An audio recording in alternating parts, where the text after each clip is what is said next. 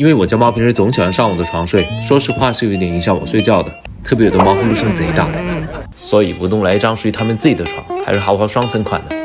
看来自己喜欢的不得了啊，这就已经开始调整睡姿了。哎，怎么了？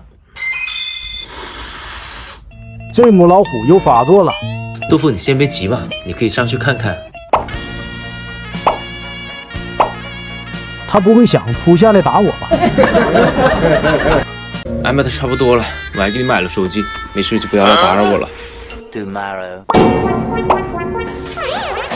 我这床白买了。